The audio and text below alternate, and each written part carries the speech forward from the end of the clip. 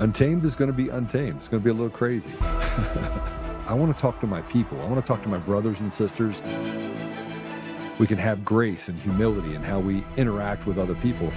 Oh, hot dog, look at you. And nobody talked about what's really happening. And let's have conversations about what truth is.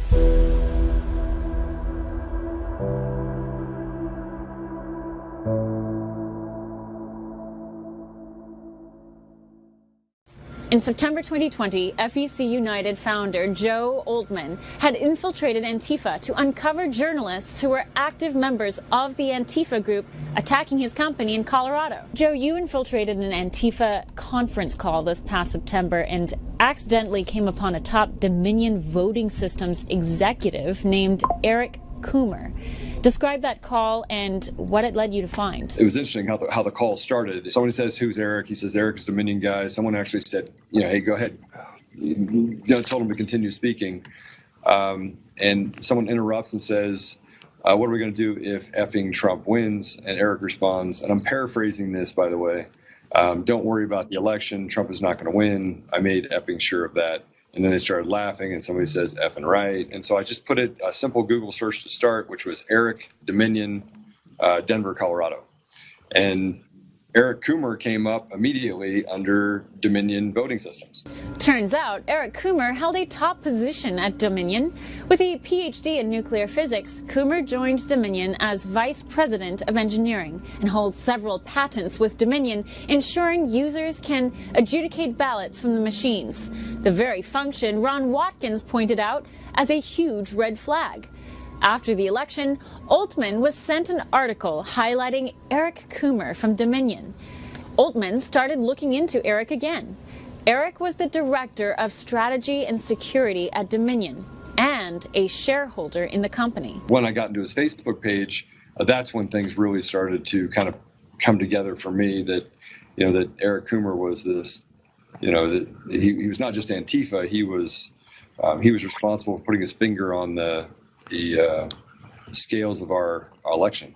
And Dominion seemed to be a friendly place for such anti-Trump sentiment. Coomer goes on to travel to battleground states all of 2019. Whatever they were building to coming into the 2020 election, that he made sure it happened. He made sure that that Dominion voting systems was in all the battleground states for the 2020 election.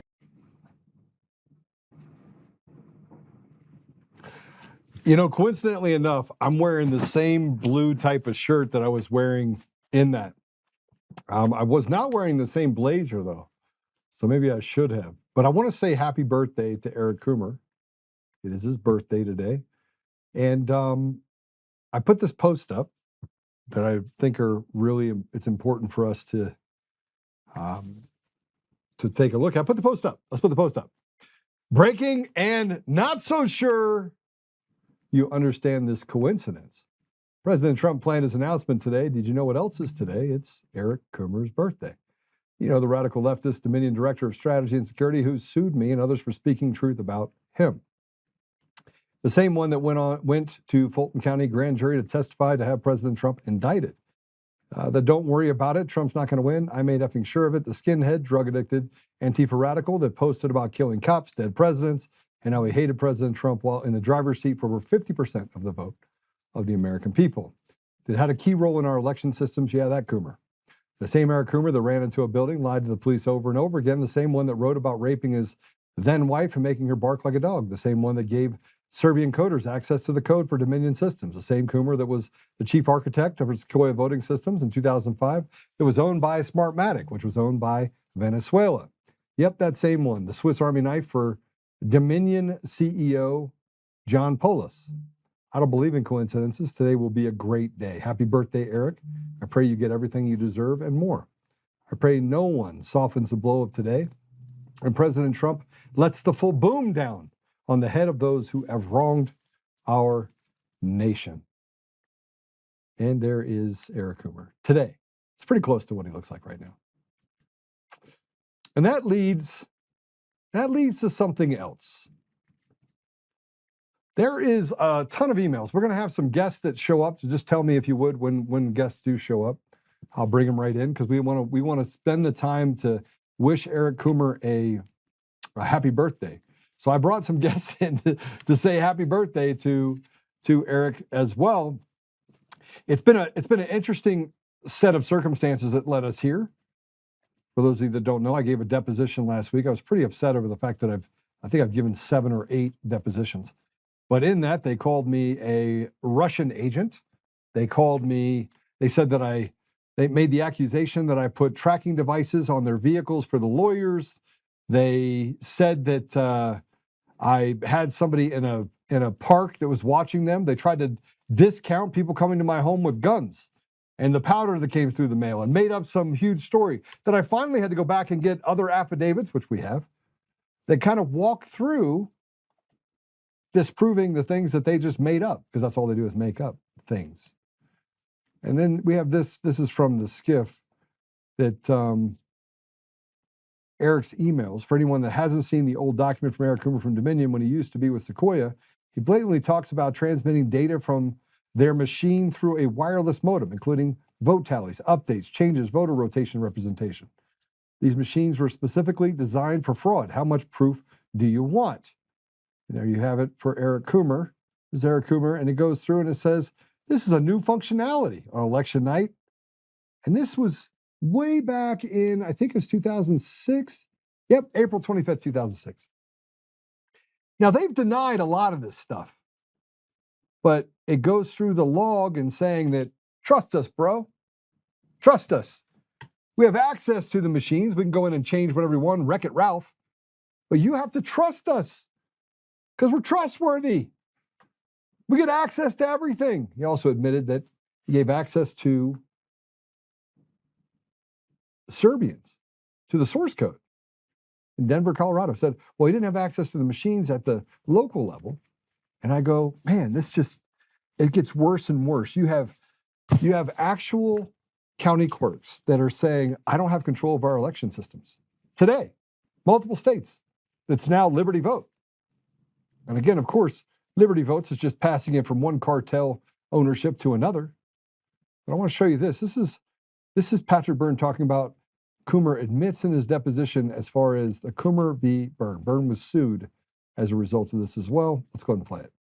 There were remote desktops, but those were direct as far as my understanding of the implementation. There were remote desktops, just like at the city warehouse, and they were direct fiber lines from the city house to the central office.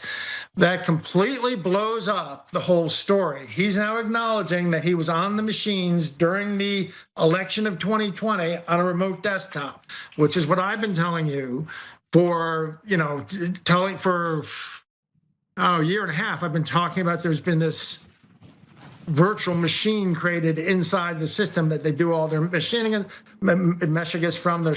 from, and then they erase it. And that's why there's almost no trace of anything unless you get the heart of the hard drive itself. Can you find, if you look in the right places, the traces that show that that's what happened? That's why all the legal battles were about preventing anyone from inspecting the equipment. So that's a huge bombshell. The significance of that is, on 2022 and elsewhere in this, he talks about Serbia. He's talking about the folks in Serbia accessing the code. He's accessing the Dominion systems. Oh, but he says they just get the code repository. Well, I'm telling you that's a flat lie. They get access to the whole system, including the remote desktops on the machines in the counties where you're voting. This blows a hole in the waterline of what you've been hearing for 5 years and 3 months. That these things aren't connected, they can't be connected. Even Dominion couldn't interfere in the election. They don't have any connectivity. It's all a lie. They have connectivity. They're on the machines once you're inside the system, whether it be in the city warehouse or anywhere within the network, you're within the network. So it's all been a lie. When faced in a deposition with his own emails and stuff, he sat there and he acknowledged, yes, I had VPN access to these machines. He goes on to describe the second VPN network, the secret one, which we knew about, that there was a secret one.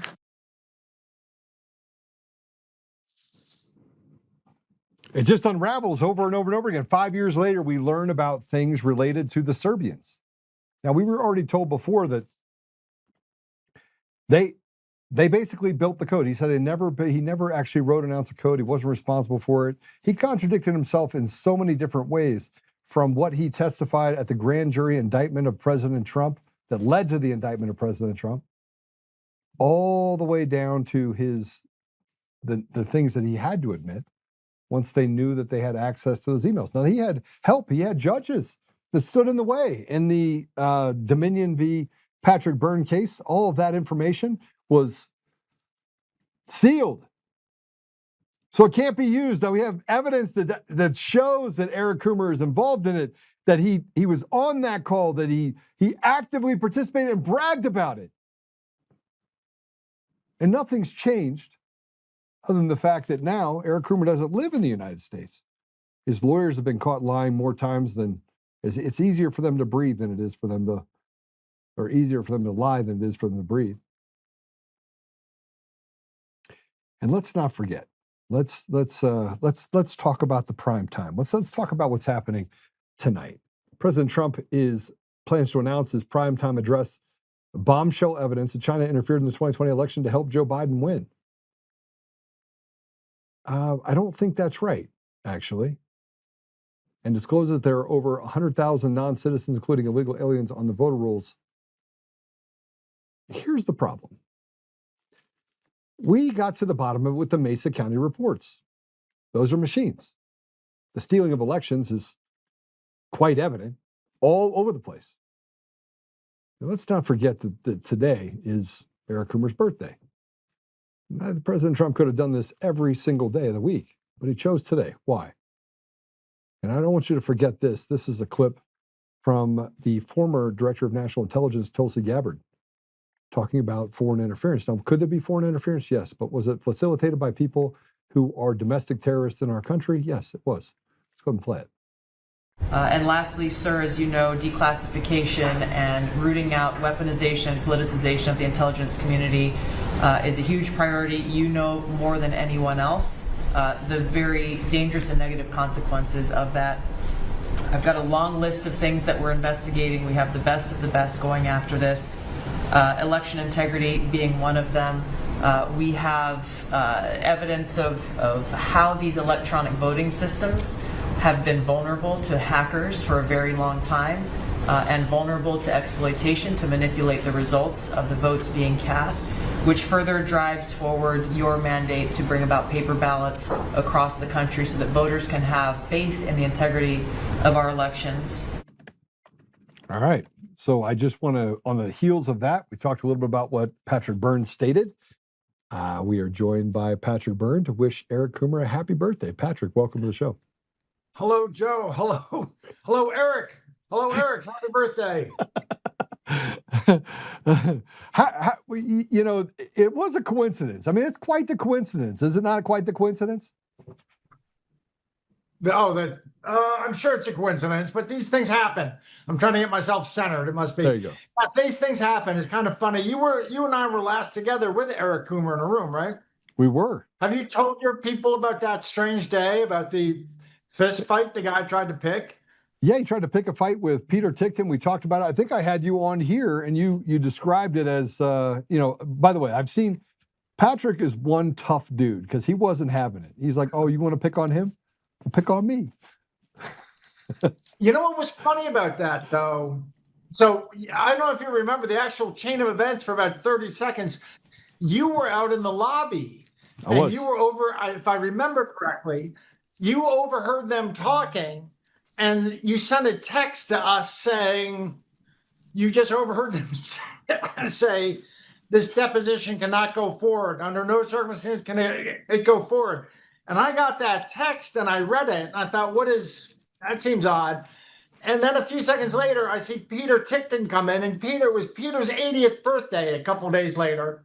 And this other fellow, you're a pretty stout guy. And the guy, I think his name's Kane.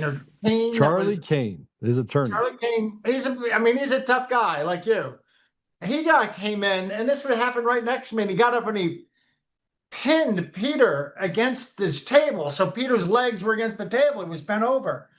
And I jumped up, and it took me a second to process it because I thought it was it took me 5 seconds longer to process it than it should have, or 3 seconds. I jumped up and I stepped in, and I even then first just tried to, and and usually when you do this between two guys, they separate. That guy Payne, he wouldn't budge. And I had to give him, I'd say like a 30%. I used to be a pulling guard, offensive lineman. And I took a step back and I gave him about a 30% of what a full dose would have been, but to knock him off Peter. And, this all went before, they're making a big deal of it. My understanding is the judge in Tampa recently said, well, I saw the videos because after I knocked him off Peter, he kept still lingering around.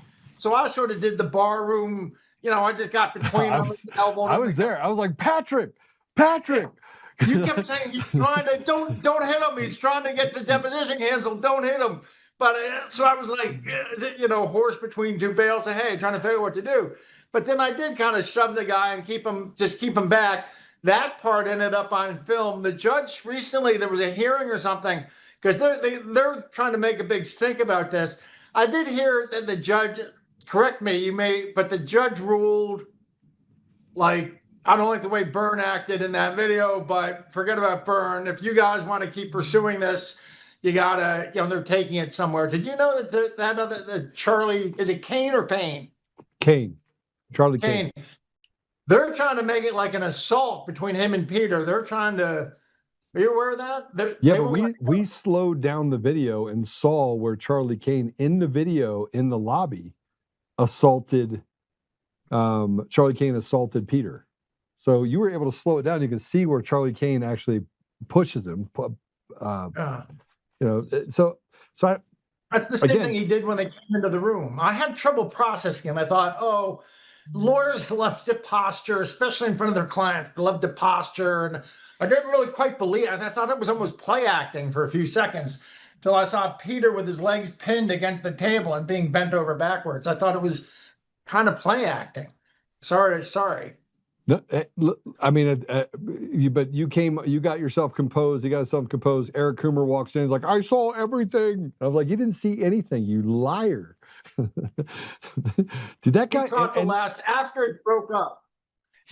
After it broke up. Yeah. That first time, then he jumps in and says, I've seen everything, and he's filming it. Yeah. And what he caught was just the part where I'm sort of keeping with my elbow, shoving this guy Kane so he can't step closer to Peter again. The bad part about it is that there was enough witnesses in there that show that Charlie Kane was the aggressor. And I had sent that text message to the group before I walked back into the room saying, hey, this is what I think I overheard when they were at the table, 2 tables down from me. They didn't recognize that I was literally sitting 2 booths down from them inside the lobby when they said, hey, we can't have this deposition. We can't go forward with this deposition. Did you also notice something else that day about Coomer? Well, he lied and contradicted himself in multiple different ways, and then filed another show cause but said that we divulged information. I was like, that information was not a part of the deposition. That's information that proves that you lied. Sorry. Yeah. He flat contradicted himself from Georgia. I remember this moment. Whenever you do a 8-hour deposition, the first hour is tell us where you grew up, where'd you go to high school, where'd you go to college, what's your favorite vegetable, all kinds of, you just sort of, I don't know why they do it, but it's always the same. And then they get into it.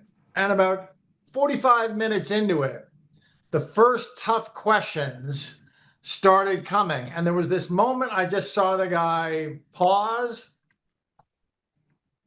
take a breath, and just start lying. And just started lying, and he just lied the rest of the day. And what's funny is I also remember how he, do you remember there was a point in the day, I was at least trying to be civil and nice and make conversation. And normally, I mean, who wants to sit there all day being an asshole to each other? Right. So you can at least, when the camera's off, you can at least be, you were, and I said, I heard you're a climber. And I was trying to be positive, and he's a good climber. He's a fantastic climber. I think he said he climbed 514s, which is about as good as you get. Not 514D, but anyway, very, very, almost the toughest things that can be climbed. And I was just trying to be nice, and everything I said, he thought I was trying to Mocking find him. some way to dab him. So you thought you were mocking him. Hey, Stephanie's here. Do you want her to join us as well, or do you want to have her come in after your? You want to No, have a her party? join. I think Have have her a join. party. Let's bring Stephanie in too. Stephanie. Hey guys. Hi, how are you? Oh, we get to see your picture. That's it. We don't get. Look, I have no notice. I'm working, Joe, and I join, and I don't even know what you two are talking about. It can't be good. And so I'm not sure why you're inviting me on, but it's good to see you guys. It's good to see you. We were just going to wish. Good to see you. We're going to wish Eric Coomer a happy That's birthday. the Today's his publicity birthday. Oh, I didn't realize that. Oh gosh. Okay. So do you think he's in the US celebrating? Do you think, did he come to see the president's speech live? I think maybe he did. You think maybe he came, Patrick, to see the president live tonight? Maybe go see the president's speech? I doubt he'll be in the Oval Office. He indicated to us he lives overseas. And it looked to me like he was trying to get out of the country as quickly as he can, but he still has to do a bunch of depositions and appearances. He made some kind of motion to a judge saying, I don't want to do any more depositions, but it's like, because it's the same questions, but it's like he sued all these different people. Each one of them gets to depose him. Doesn't he have a deposition coming up, Stephanie? He had one and he has one more, I believe. I'll have to look at that. But Patrick, were you guys talking about, you're saying, fleeing. Were you on here talking about your findings here with Federico Arnao and moving and what happened with that November timeframe? No, that's let's talk about that. Now we're talking about more about the fisticuffs between me and Charlie Payne. Charlie Kane.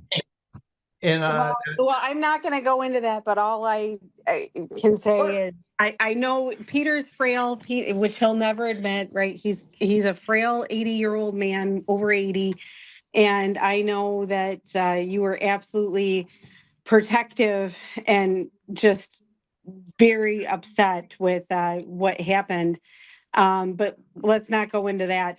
The address issue, Coomer has disputed over and over again on public record, allowing anyone to learn where he's currently residing, and it's clear it's not in the U.S. But there's been talk where it's just gaslighting, where people say, "Oh, the Venezuelans had nothing to do with the U.S. elections," right? Well, some of the original Smartmatic employees and contractors that are from Venezuela were living in Venezuela when they were modifying for Sequoia. Smartmatic was the parent of Sequoia until 2009 when Dominion acquired Sequoia and essentially Smartmatic. Those individuals brag publicly on their resumes what they did and when. And Federico Arnao is one of the filers of the pizza corporate documents and worked for Smartmatic, and then was working for Sequoia. And he, on his own resume, says that he was working for a year and 2 months on the transition team for Dominion when Dominion took over. So these Venezuelans moved over to Dominion, implemented the same organization to a large extent, along with the tech. Well, November 11th, Patrick was able to determine Federico Arnao moved. He sold his home in Colorado like days after Trump won the 2024 election. And I think it was November 11th, 24. He sold his house. And Patrick, take it from here. Tell us who purchased the home and all of those details. Well, first of all, this house had other people living in it, including a woman. No. That's Morales' home. Oh, that's Morales' home, but also in Denver.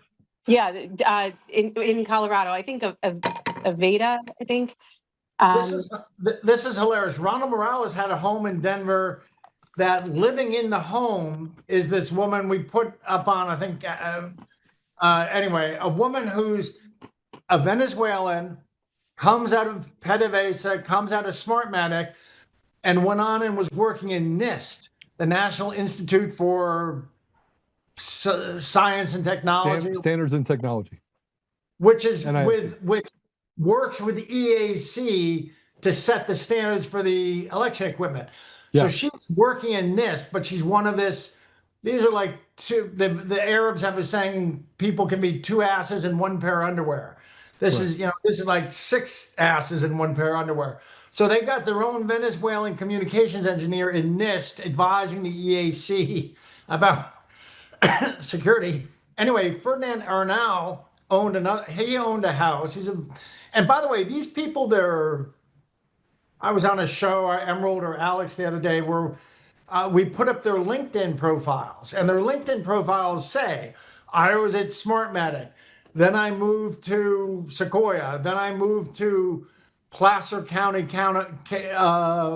California. Then I moved to Tarrant County, Texas, and running elections. Then I moved to EAC, and now I'm back at running Dallas County elections. This is their LinkedIn. So the idea that this Venezuelan junk didn't make it on shore. Anyway, Ferdinand Arnau, Trump wins, big surprise, because they got caught by an uppercut. He wins in November 5th, 2024. November 11th, this guy sells his house in a quickie sale, it looks like. Because I've looked, can't find any record it was listed before that. Now I have been done, I'm not 100% satisfied, but I did a quick check. I don't think it was listed beforehand. They weren't expecting Trump to win. Who does he sell it to? He sells it to a fellow. Do you remember the guy's name, Stephanie? I remember his title, VP of Tech. Yeah, I remember he was with Booz Allen in McLean, Virginia. Now, Joe, you're a sophisticated man of the world. What do we know about Booz Allen in McLean, Virginia? Well, it's the CIA. I mean, if you talk about McLean, CIA. Virginia, yeah, I mean, it's.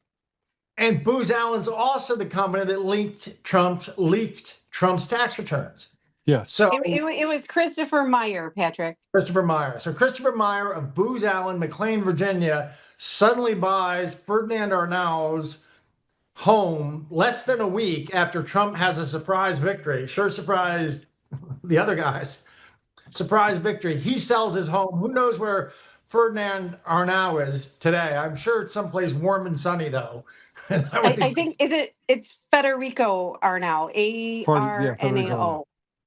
You're right, Federico Arnau. My guess is Coomer and those guys, they're probably over in Greece or over in Serbia or somewhere. You're really close. What? Now you're close. That's true. That's very true. I'm just guessing. Do you know? I'm guessing too. I'm just guessing. Do you have a better idea than I do? Nope. I think I like your idea. What's funny is that Coomer has like Satanist tattoos, as I recall, doesn't he? Yeah. I mean, he's a skinhead, self-proclaimed skinhead. But he's a skinhead that likes black people. That's a different one. And Antifa guy. I don't know. He's just an innocent snow. I mean, if you were to read the New York Times, you would think that he is white as a driven snow. Aren't you black? Aren't you part black? My family's interracial. Yes. Yeah. Well, he didn't like you. Didn't like you much. He didn't like me. But I mean, look, people who lie and cheat and steal things from the American people don't like me. So I mean, it's kind of like, yeah, we're just going to hang out together. So Patrick, because people are taking in a lot of information, it's difficult to remember the weeds. Can you explain Beatsa's connection to Smartmatic? Yes. And Joe, this is something you should go do a show about. Okay, I'll do it. Microsoft, Apple, all these companies, they have a system that Microsoft doesn't actually own its software. In the very early days, they created another company. It's not a holding company. It's like a sister company that owns all the source code and then licenses it to Microsoft.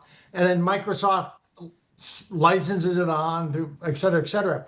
That way, if Microsoft ever gets sued and is told they have to turn over their source code, they can say, hey, I don't own the source code. It's this other company, which is kept so pristine, there's nothing anyone can ever sue it for. So Apple, all the tech companies do that. They always have another company that actually that you've never heard of. Apple has some company with a name like, I'll just say Billy Bob. It's just got some totally unrelated name that actually owns the Apple software. So no matter how much you sue Apple, you can bankrupt Apple. You can't get to that other company that owns the source code. Well, and it doesn't do anything other than keep that source code in a vault. Well, that happened in 1997. A company was formed in Venezuela with a name like BizSoftware, BizTA, and that actually owns the code. And then that Smartmatic was built around. Now, who owns this BizSoftware? It's the same 3 Venezuelan engineers that you hear about with Smartmatic, plus a 28% ownership from Hugo Chavez. Yeah. From Hugo Chavez. It was actually his chief of staff. The chief of staff of the Office of the President of Venezuela was a guy, I forget his name, a Hispanic name. That guy made the investment and owns that 28% of BizSoftware, which owns the Smartmatic. What this really was all created by Hugo Chavez within the CNE, the Consejo Nacional Electoral, the National Election Commission. Then they set it up like this. Smartmatic was just the go-to-market vehicle. And Hugo Chavez and the Venezuelan mafia owns 28% of this. Then they set up this go-to-market vehicle called Smartmatic. And then Smartmatic ended up buying a company called Sequoia, an old 100-year-old American election company when you used to vote on levers and stuff. Bought that company, put all this stuff in it, and then Dominion, a new company called Dominion, which had one election, backed by George Soros, comes in and bought that. And that's why there are these guys up on LinkedIn, these engineers whose LinkedIn profiles show, first I was at BizSoftware, then I was at Smartmatic, then I was at Sequoia, then I was at Dominion. That's why the engineer, and they were all in charge of integrating this stuff. And Coomer had something to do with integrating and moving it from one company into the, et cetera. So he was there through the entire thing, all the way through 2005. And more importantly, when CFIUS investigated in 2006, it was after when they forced the sale of Dominion, or forced the sale of Sequoia to Dominion, or forced the sale and had to put new managers in place. The person that lasted throughout that was a chief architect at the time was Eric Coomer. He was the chief architect. And you would need to have someone with his knowledge base in order to establish the system that was created and the code that was created that became the foundational base of our election systems across every election system out there. With Clear Ballot and Hart InterCivic and Smartmatic and ES&S, they're all based on the same platform that allows for them to cheat. But Dominion has more capabilities in the system because it's a black box that just basically, every time something breaks, they're like, oh, user error. But it's designed that way so that they can then, implement or add things in that change the outcome of elections. I'm sure, I'm not sure, but I know that they've gone to market, like Smartmatic's name is so polluted in Venezuela that there's a new Latin American company that does election equipment. And I bet anything is the same junk code that traces all the way back to BizSoftware. By the way, there have been times like in Chicago, Smartmatic was used in some Chicago stuff in like 06, 07, 08, and they got sued, or they ended up having to testify under oath. And when asked under oath, who owns this software, under oath, they say, well, it's actually some business guys back in Venezuela. So they don't deny this.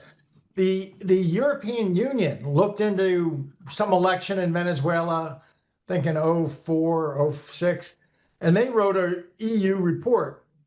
And of course, the European Union is very conservative, and they wrote a report that Smartmatic had to sign. Pardon me.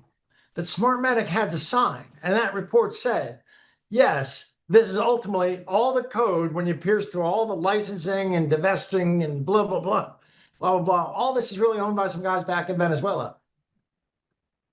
Yeah, so Patrick, we start talking about Venezuela being a part of it. We have Serbia that's a part of it. You have China that owned and built the data centers for Dominion through a company called Roaming Networks. Roaming Networks is over in Serbia, or it should be in China, or China funded. That's where the first data center for Dominion was built, in Serbia. Now that company was actually financed by Huawei. It's one of their partners, which is obviously one of the largest technology companies, banking institutions in China. And if you chase that all the way back to Roaming Networks, they had basically shell company people at the top of the stairs, nefarious places in Chicago, where they had this thing where they said that Roaming Networks office in the U.S. was really it was just a front. So there's so much that Dominion has done to kind of separate out and make it look like, they'll have little holding companies here, and they'll hide source code behind another wall, and you can't ever tell. It's like this slithery snake where anything is, and then they expect the American people to believe that it's a legitimate business. It's not. It's a front for. There's one other aspect to that data center in Belgrade, Serbia. We had some interaction with a woman who was something like Martine, who knows a lot, a Serbian who knows a lot about Serbia, and like Martine knows the hither and yon of what's going on in Venezuela. And she says the partner, the local Serbian businessman who built the data center with backing from Huawei, his partner in that is none other than John Brennan, that he had a role in financing and getting that built. Yeah, this is the part that just drives me crazy. You have other CIA people that are trying to separate themselves and trying to build this establishment. You had the CIA, I forget what his name was, Kirk. He came out and started talking about, Hillary Clinton's diabolical, Brennan's diabolical, and kind of sent a list of the people that he frankly did not like in the CIA that had caused a lot of harm. But it's hard to ignore the fact that the CIA is involved in this specifically. So how do we pull those tentacles out without destroying Wreck-It Ralph, the chessboard, and taking these pieces off the chessboard? Because I almost feel like we're at a disadvantage right now that the establishment is not going to relent the chessboard unless we rip it from their hands. So how are we going to do that? Well, there's an insurance company that was based in Chicago. I forget, it was either Allstate or State Farm. Do you know which one was based in Chicago back 2 or 3 decades ago? I can check. Anyway, they ended up with I only know this because I have my past in the insurance industry. They ended up with a skyscraper with 10,000 people in it, writing each other reports, as Warren Buffett describes bureaucracies. Allstate. Say again? Allstate. And the CEO fought against this bureaucracy, but he couldn't beat it back. So eventually he bought a cornfield 200 miles away in Iowa or something, and he built an office for 300 people in it. And he called it an R&D center, and he moved the most necessary 300 people out to the R&D center. Once it was up and functioning, they just unplugged the big Chicago skyscraper, and that became the new headquarters. Gary Bernson, who's been my partner in crime these last few years with Martine, he says something like that really has to be done with the CIA. You create a new outfit like the OSS, and you pull 500 people into it from the CIA and probably from military intelligence. You create a whole new OSS. Probably you put it under the military. I don't know. This is Gary talking. And then you just unplug the old thing. It's not even that they're all crooked. It's not even that 90% are crooked, or maybe not 10% are crooked. But there is this, Brennan had control of that for a long time. He, at least since 2009. But I think he's still running the CIA, frankly, or at least maybe until some of these recent Bill Pulte changes. I think he's still dictating what they do. And the whole advancement, Brennan did something that the operators in the CIA hate. You always traditionally had your director of operations, those are the people out there doing stuff. Then you have your wonks back home analyzing. Well, Brennan always wanted to be James Bond, never got there. He was a analyst. He only had one assignment overseas, and that was given to him by Gary. Gary made him the station chief in Saudi Arabia, frankly. The same Gary Burnson we've been with, he was the guy who got Brennan appointed overseas because he knew he couldn't rise past a certain point unless he'd been overseas. Anyway, got overseas, comes back. At some point, he had enough juice that he changed everything and he merged the analysts and the operators. Yeah. And they started operating overseas on these joint teams of analysts and operators.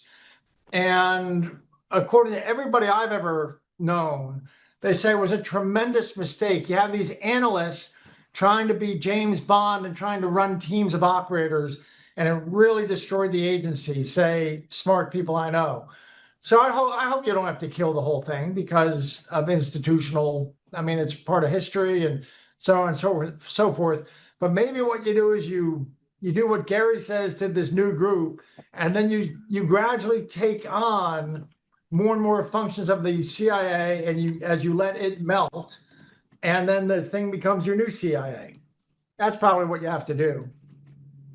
Well, I mean, look, but the problem is you don't actually know, because the tentacles are so large and their ability to get access to cash and resources are so significant. You don't know where the tentacles of the CIA reside. You don't even know who works for them. I mean, you have people like, what's the guy, Cooper Anderson. I mean, this guy has deep CIA ties that go back decades. His family has the CIA ties. And yet he's been one of the key components of how to misinform the public on what's really happening. So I don't know. I mean, we cut out USAID. I believe that was a foreign vehicle that was used to basically influence and or disrupt the sovereignty of other nations. But there's so many organizations like that.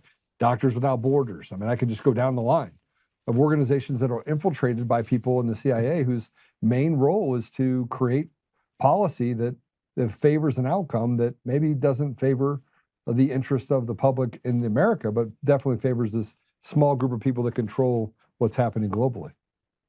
Well, the CIA has ways of creating money. And when Elon said he discovered 14 machines scattered through the US government that can just create, he's not talking about printers, he's talking about something else. They can just create as much money as they need off budget. So that may have something to do with, they've also, the Secretary of Treasury, Bessent, who I really love, I think he's historic.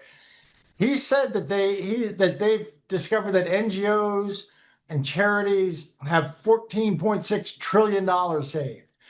I don't think that came from donations. I think that's probably accumulated through these 14 other machines somewhere.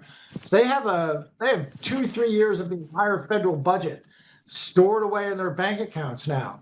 And I don't think that didn't come to them from donations. Well, there's a thing that we have right now. I think that Stephanie, this is the person you're talking about that bought the Frederico's house. Is it Veruska? Who are you talking about?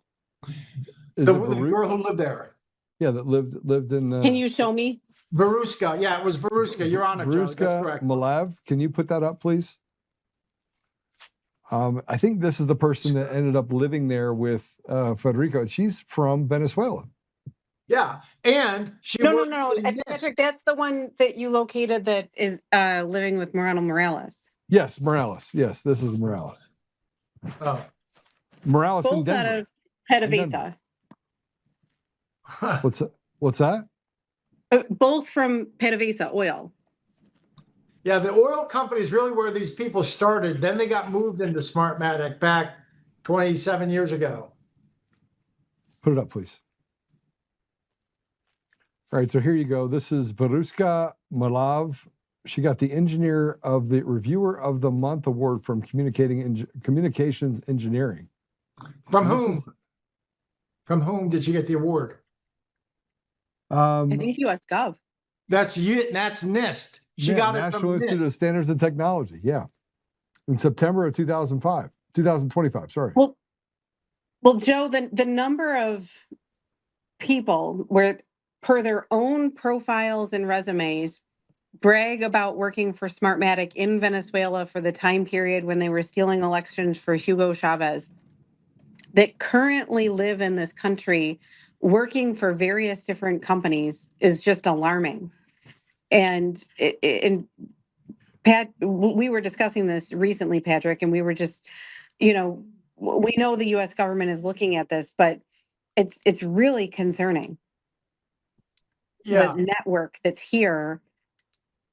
If you go into the watch industry, if somebody starts making watches in New York or Chile or something, you're probably going to find in any company one or two Swiss people, because Swiss have been making watches for 200 years and they're very good at it, blah, blah, blah. It's just natural.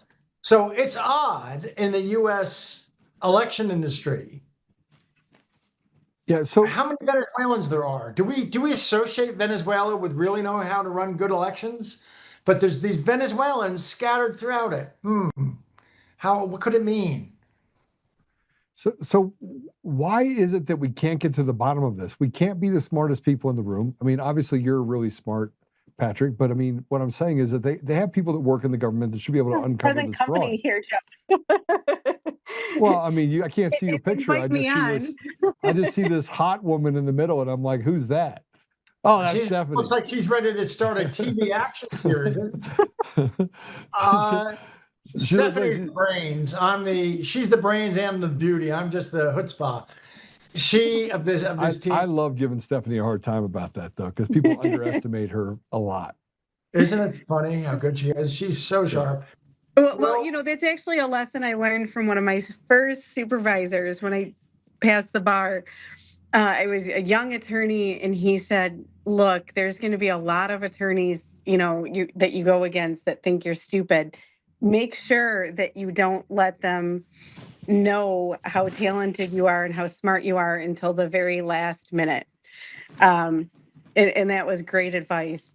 That was a lot of fun. But this is and it's not just Venezuela. I can't go into so much that I know because I've been essentially gagged by the DC court. But Joe, there's so much more, and I know you're aware of that, and Patrick's aware of that. I have patently come out and said I'm no longer following that judge's order. Did you know that Stephanie discovered that the magistrate judge, which is sort of the deputy judge who handles our discovery with Dominion, turns out to be a woman. She's Indian. Not that you hold that against her, but I'm not crazy about our federal judges being foreign born. I'm not sure they have quite. There's a lot of them. Yeah, suspiciously. Secondly, she was actually working in the law firm Venable. That's the law firm of Mr. Kamala Harris's husband. It's his law firm. She was working there, and her clients were Venezuela and Maduro up until 2022, where Joe Biden picked her, made her a federal magistrate judge over our case. And she's the one who's been giving these orders that none of this stuff that we have, which is of extraordinary national security importance, no, we can't release it. That's the judge who had Stephanie arrested, put in leg irons, kept for a weekend in the DC jail, and tried to get her on a bus, one of these prison buses that goes to like Oklahoma and Las Vegas. Would have been like 3 weeks before she got back to Detroit. That's the same judge. She was actually Maduro and Venezuela's attorney from 2019 to 2022. That's how corrupt. And so that's overseen by this guy. Unbelievable. Yeah. And she reports to Judge Nichols. Now, Judge Nichols is a deep state. Judge Nichols was the guy at the DOJ who poured holy water on the whole system, where the NSA had secret rooms in AT&T and Verizon and everybody else, and was siphoning our data. He's the guy who wrote the policies that poured holy water on that. And the whole thing reports to this Judge Boaz, who's an absolute communist. Boaz, he's shown up in all of this lawfare against Trump. So I think that I keep telling Stephanie, when she has a spare moment, we have to write, meaning she has to write, something that says this whole thing has to be moved out of DC. And there's 19 the DC District Court has 19 judges. Every single one of them was involved in sentencing a J6 heroes, and every single one of them took every opportunity to scold them. And this has been such an assault on the American Republic. And who do you think you are? And you should go to jail for 20 years because you walked onto the grass of the White House, of the Congress, blah, blah, blah. They are all going to look like, as all this gets exposed, they look like the biggest schmucks in American judicial history. And they know that. So each of them has a very strong personal incentive to say, to keep all this covered up. So we can't even move this away from Judge Nichols. We have to get this out of DC. And I think there's plenty of precedent for that. There's not a judge in the DC district system who isn't going to look like a schmuck as all this rise, because they all took part to one degree or another in this very hostile, each of them, look how they sentence these people. They sentence them with all this vitriol. Well, it turns out, because we're right, the J6 people were heroes, and all of those judges have their whole personal reputation for history is destroyed. So they need to keep this covered up. They need to keep this stifled. That's why, even though we've been sitting on this stuff of extraordinary national security importance for years, because they told us we had to, eventually not Stephanie, I chose to violate their orders because it's national security. And I'll answer for it to Judge Nichols. But actually, I think we should move to get this to some fair jurisdiction. Well, I mean, how do you square the peg or square the hole of all the information that's in this deal, in your case that they sealed? So they sealed off information from public view that was released as a part of the evidence for Dominion voting systems. And then they said, well, nobody else can see it. We're trying to get access to it. In our case, we wrote a subpoena, wrote a motion, sent it over to get access to it. And they're yet to even give us, it's pretty easy. There's information in there that shows that Eric Coomer is again lying about everything. And yet we can't get access to it. I mean, it just doesn't make any sense. It's counterintuitive. It goes against the idea that this is a fair and just system. Bunch of bureaucrats tangled up in their underwear, but they're deliberately, it's worse than that. They're feigning that they're tangled up in their underwear and bureaucracy, but it's really very strategic. Stephanie, what don't you, by the way, I lost half a lung 4 weeks ago tomorrow. So I'm sorry, I'm hacking a bit. Did they take your lungs? Did they take your lung? One lobe, the lower lobe of my left lung, but I've got one more on that side and 3 on this side. So I'm good. I got spares. Stephanie, why don't you? You're such a warrior. It's unbelievable. I literally coughed up a lung. Stephanie, you take Joe's question. Why can't we just get this to Joe? The evidence, I've asked the DC court permission to be able to give the documents that I gave to law enforcement to Joe, and it's just difficult. The court has ruled that the magistrate that represented Maduro, the Venezuelan government, Staple Street was co-founded by Stephen Owens and Hutan, and I'm going to butcher this last name, Yagahu something. Hutan the Persian. So anyway, Hutan and Stephen Owens co-founded Staple Street, but the judge's firm represented both the Carlyle Group and Cerberus Capital, where Stephen Owens and Hutan were, I think, the managing directors. And then there's the Doug Emhoff. This case involves the 2020 election. He was the second gentleman of the United States, Kamala Harris's husband, while this case has been pending, where the very issue in the case is the legitimacy of the 2020 election. So there's a number of hurdles here to address.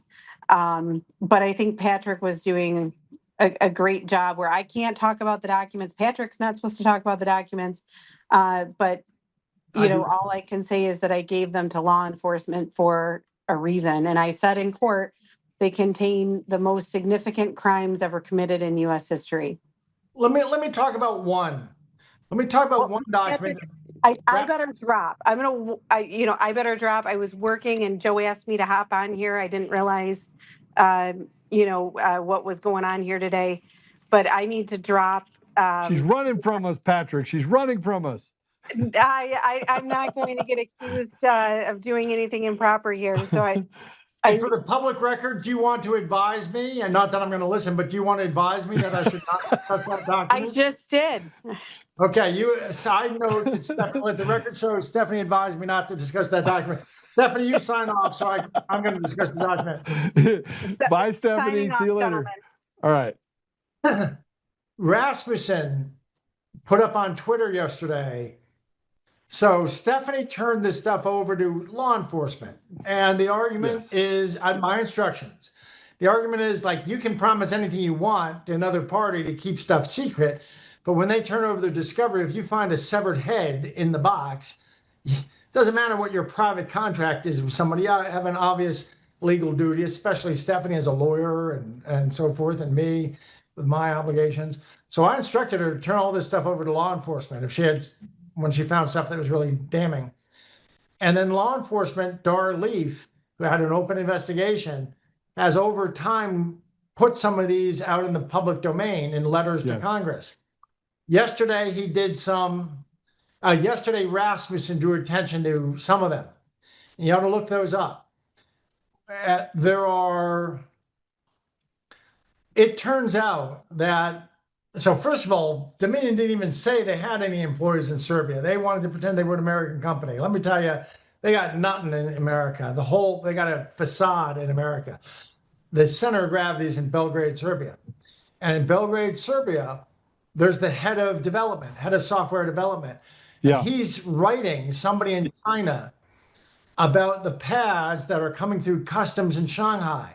So they're getting these pads that come through customs in Shanghai, and then go on and become the pads on which you vote. In a place like Georgia, you go and you vote, and then it connects to a printer and it spits out a QR code that reflects how you vote.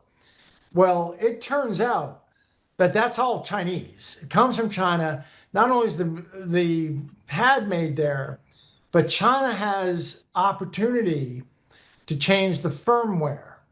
So I know you know what firmware is. I do. But, But for the non-tech geeks, everyone knows what the hardware is. There's the software, the programs you run.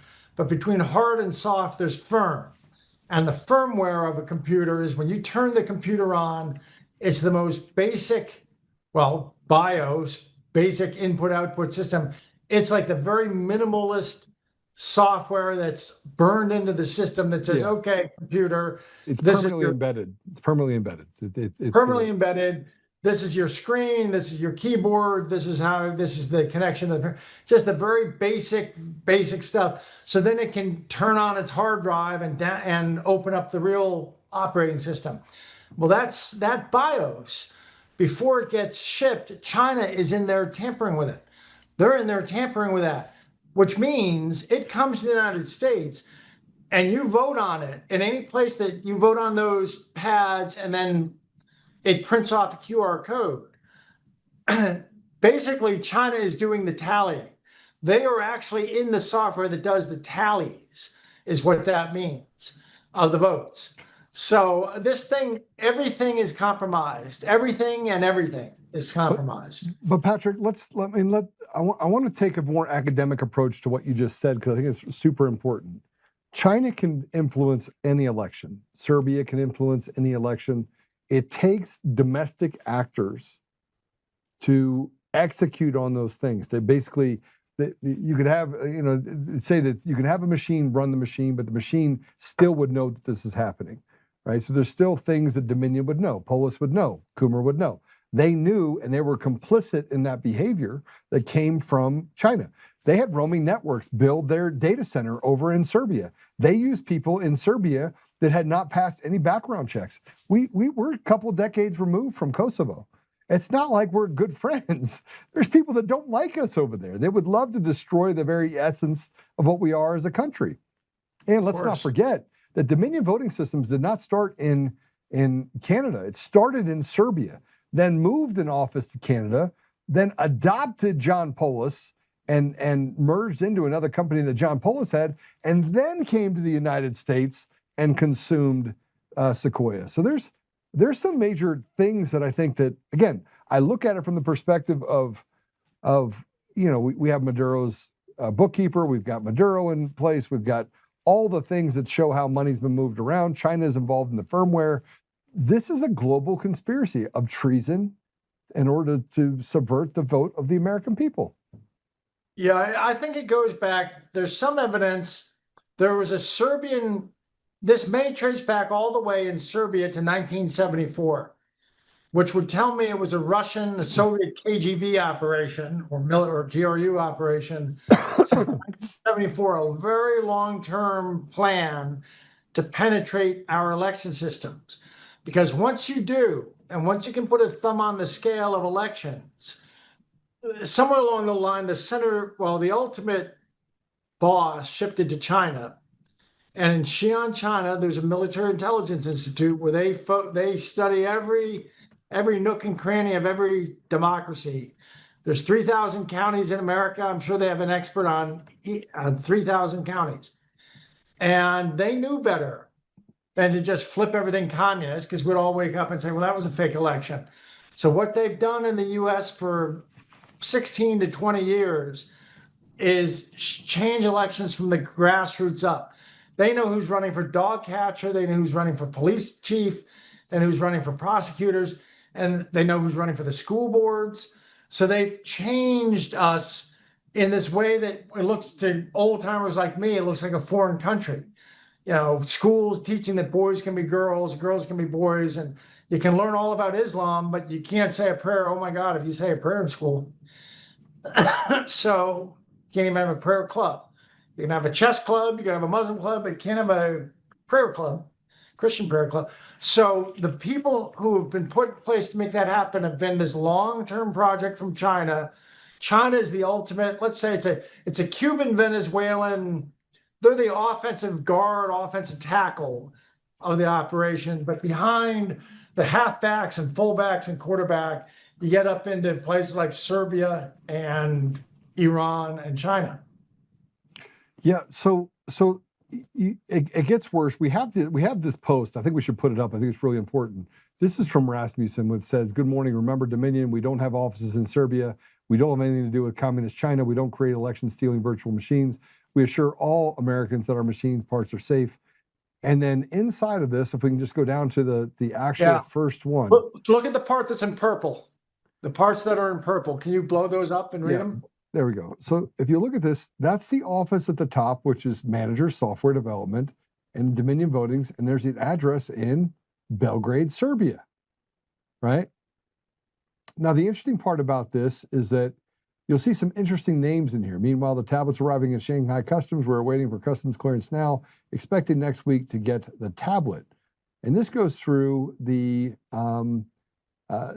things that they have between the U.S. base and, let's go to the next one really quick. I want to show you this. Now, Eric Coomer surprisingly said that he wasn't involved in any of these decisions.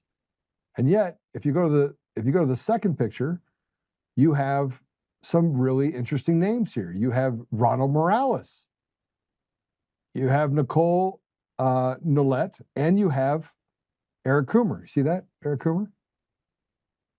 And we were able to establish VPN connections from the new virtual machine created today. So tomorrow morning, we're going to work towards making the necessary changes that can allow us to reach the EMS servers from the VPN connection. I will keep you posted. This is before the 2020 election, Patrick. Explain that to the non-geeks. What's the importance of the VPN into creating a virtual machine in the EMS? All of which are in that one sentence. Why is that? What do they do? So basically, it's like having a direct connection to change any outcome variables that you want inside of the EMS. You can literally Wreck-It Ralph do whatever you want. Because remember, there's another thing that if we actually connect to this, you have logs inside the system that were set to like 10 KB, 5 KB. So even if you had access to the EMS system, it would overwrite itself, so it would be able to erase the idea that you were even there to begin with. They can create the outcome, Patrick. So you go on, the EMS is the county's election management server. It's the central server. Yes. And so they can, from Belgrade, come through on a virtual private network, let's not, and create a virtual machine on that county's election machine. So inside the county's election machine, they create a new machine that's not actual physical. You can work with it just like it's its own computer, but it's really just poof, it's just soft, it's all code. And you can do something like edit the hard drive, edit the database, change anything you want to change. Then you collapse that virtual server that's inside the county's election server. You collapse it, you cut the VPN connection, and there's now no proof of nothing. You can do audits on that computer. You can do it if you just superficial audits. You can't ever find that like this hidden hand came in and altered anything you want. Only if you get the hard drive. Only if you get the hard drive and you do a forensic audit will you discover that somewhere in the middle of the tallying, a connection was opened and somebody created a virtual machine, and you don't even see that somebody created a virtual machine. It leaves no trace. All you get is that things are changed, which is exactly why they had to run around the country with their golden image and installing it on top of everything, and why they were so discomfited by what Tina Peters did. So Patrick, you can have multiple VPNs going at the same time, though, virtual machines inside of a machine. You can do allocation inside of it that allows for you to use certain parts of the storage.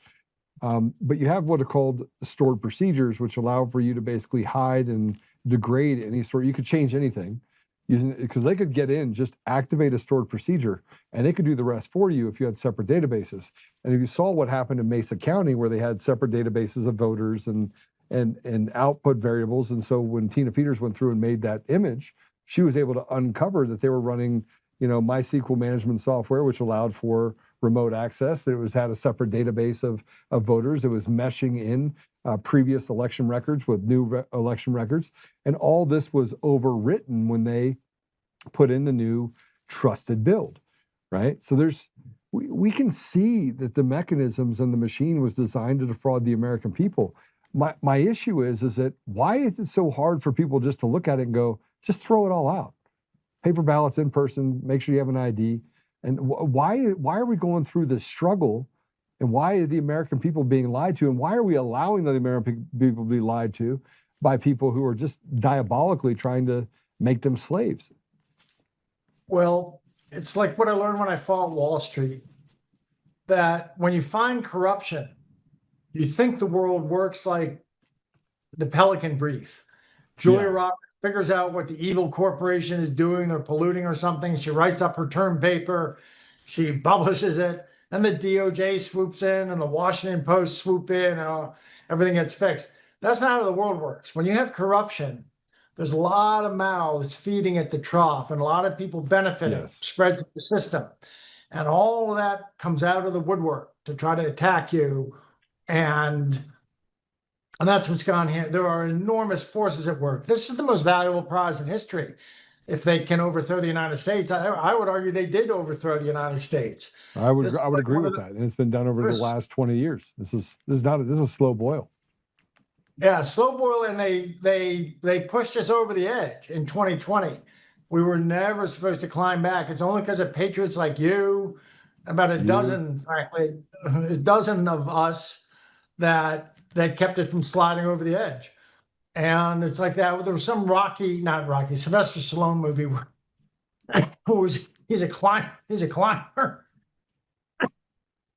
And at some point he's thrown over the cliff. And then you see his hand just hanging on to the edge of the cliff, and then he pulls himself back up. That's what happened. We were never supposed to get out of this.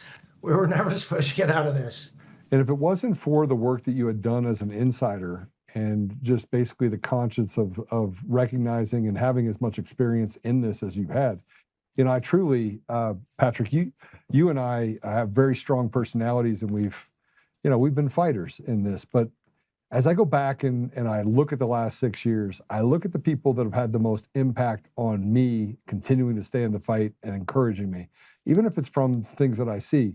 And the things that you've given up and the things that you've done, you've lost tens of millions of dollars. Oh, 105 million, my accountant says. I'm pretty much broke. I've spent about 105 million on these shenanigans. And by the way, we have people that are have given a substantial amount of money to you. But the one thing that always came to me that that are still in the process, we have one in particular we're trying to get over the finish line that donated $100,000. But the one thing I can say is that you have never asked other people for help. You're like me in that with more zeros. But you've never asked for help. You've just literally taken the bull by the horn. You created it. You went after it. You said, here's how we solve the problem. You engineered a solution. And you did all this, and I want people to understand this. You did all this while battling health issues that you've faced over decades. Well, I'll tell you a funny story, and then I'll sign off because I need my voice because I'll be on Alex tonight before Trump speaks. Did I say too much? Did I say too much about that? I mean, I really... No, that's kind of you. That's kind of you. Nobody gets it yet. Only insiders get it yet. Quite what we did and what I did and such. Very kind of you. I'll tell you a funny story. By about 2022, the end of 22, I'd burned through about $50 million. I had the other 50. I told General Flynn, really, I've had enough. I'm going to go off and, sayonara, you guys take it from here. And Flynn is basically, as he was walking away, he turned around and he said, Pat, I'm not going to tell you how to spend your money, but I got to ask you, what are you saving it for? And this point, I'm single, never been married, no children, nothing. That you know of. I've got cancer. I've had 100. I recently had, this was my 119th surgery 3 weeks ago when they took out half my lung. I thought about it for a bit and I said, General, I guess I've been, what am I saving for? I'm saving for what every .com CEO works 100-hour weeks for 20 years. You imagine yourself someday, you're going to be on some 300-foot Russian oligarch's trawler off the coast of Greenland or Iceland or the Aleutians or Chile, wherever the snow's good that time of year, helicopter skiing on the best snow in imaginable all day. You're going to come down at night to delicacies, caviar and Wagyu, and you're going to be attended by women of every shape and color, and just make sure you make that all your needs are met. And General Flynn said, Patrick, that sounds horrible. Don't you think that gets boring after 2 or 3 days? I said, no, sir, it stays interesting for 5 or 6. Yeah. At some point, you got to get back to solving problems and working the problem. And I mean, you've solved some pretty crazy problems. I mean, with overstock and other things, you were the tip of the spear for a long time. And so I just want to say this. I want to say that I'm grateful for the things that you've done. I think that people don't understand that as history is written in the future about great men that have done great things to contribute, you'll be counted among the top. And I don't think we'd be in a place where we could save our country, hang from that cliff, if we didn't have you.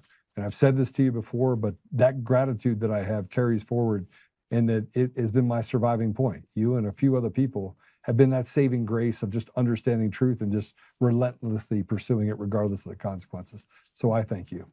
Back at you, Joe. You've been a key part of this all along. You remember those times that you were so gung-ho, you were ready to take to the streets, and I was saying, just hold back. I think we have a way through this. We can't go to, if we went to violence. By the way, a senior guy in the FBI who I knew in the background and met with me in 2021, 2022, who said the only reason you guys are still in the game, he was a patriot, he said, is because you haven't gone violent.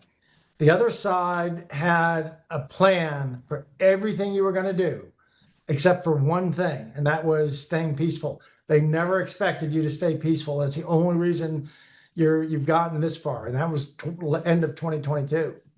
Yeah, well, I don't particularly like violence, but I've seen enough of it that I recognize that the American people deserve to have peace. We deserve to have opportunity. We deserve to have another 250 years at the helm of a great nation. But I did heed your advice, and As much as I hated the fact that they were hurting people, I've taken a more patient approach and used the but God. And I think, Can you but God, believe we're that here. the damage they did in the 4 years? We were never supposed to get back. I got to sign off, Joe. Thank you very God much. bless you. All right, it's good to have Back you. at you. All right, take care. Bye-bye. There are people that say, that Patrick is eccentric, and I will tell you that he is, geniuses are people that are literally unafraid of the consequences or the outcome. They're the ones that accomplish great things. There's the people that say that I'm eccentric, but I will tell you that there's a heart. There's a heart for what the country should look like and how it looks today, and I think that Patrick's done a lot to get us to that place.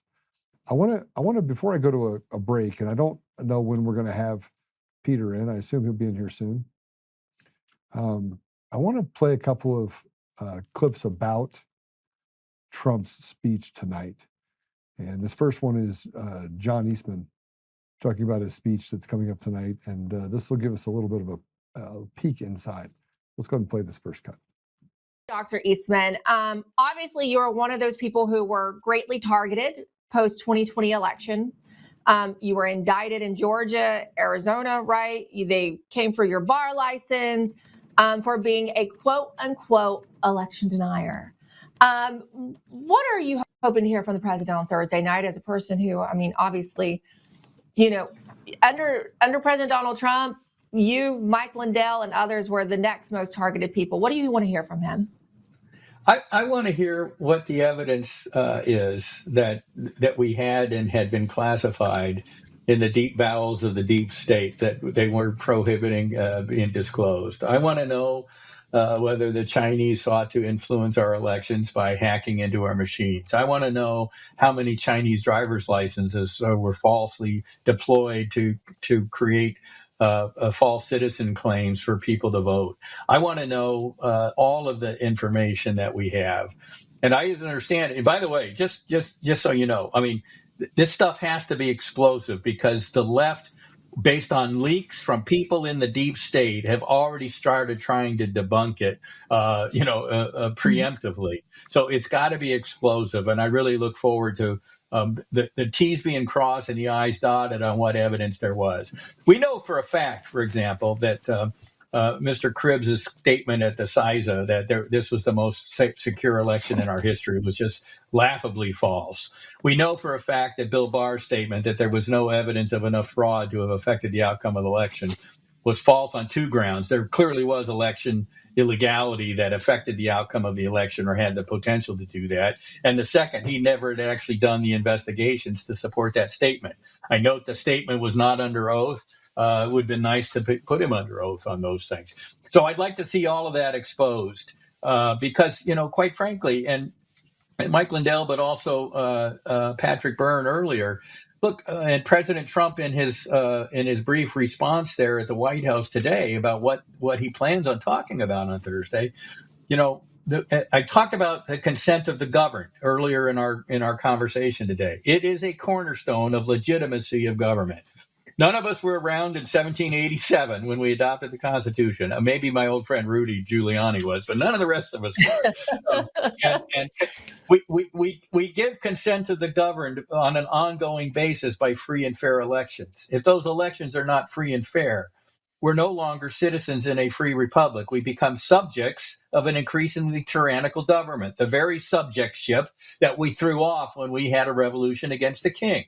And so it's beyond just a single election and who won a particular election. This goes right to the heart of what kind of government we're going to have. And I can't think of anything more important to be fighting over. And I'm so glad that Acting Attorney General Todd Blanche and the crew that he has deployed to be looking into this stuff with the prosecutor's eye, what went on, what is the evidence support, and then pass it on to the president to speak about Thursday night.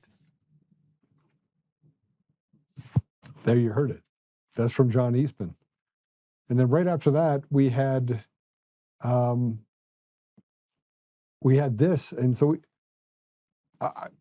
on Eric's birthday, I want to play this. This is Peter talking about On the Absolute Truth a Denver court ruling. And just so you guys understand what happened, Eric Coomer and his attorneys tried to silence me, get a protection order that stopped me from speaking about them, talking about them. They said that I was talking about them, which I didn't. Now I am talking about Eric right now. Right? It's his birthday, and President Trump's going to be speaking, and there's likely an outcome for him that's not going to be good. Let's go ahead and play it. And they went after Joe Oltmann, who I think you've had him on your show. Joe knows more about this election fraud than most of the experts. He's right up to date on so much of it. He's a true patriot. He cares about this country, and he's got his own podcast. And on his podcast, he says the truth. He says these guys, that Eric Coomer should, and his lawyers, these people should be tried for treason. Anyway, they think because of that he's dangerous or something. So they make up this nonsense and sued him for a restraining order. To like you would if you had, let's say, a domestic violence case, same kind of thing. That's what they brought against him, and the judge wasn't fooled.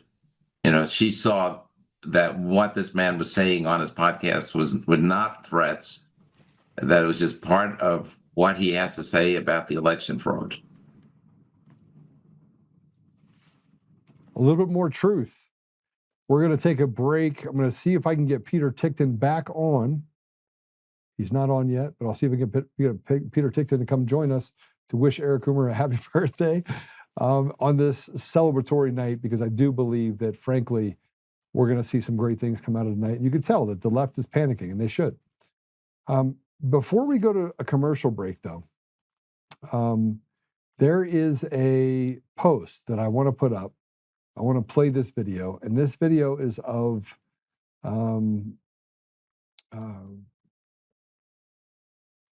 Stephen Miller talking. Do you guys have that ready? Do you have that ready?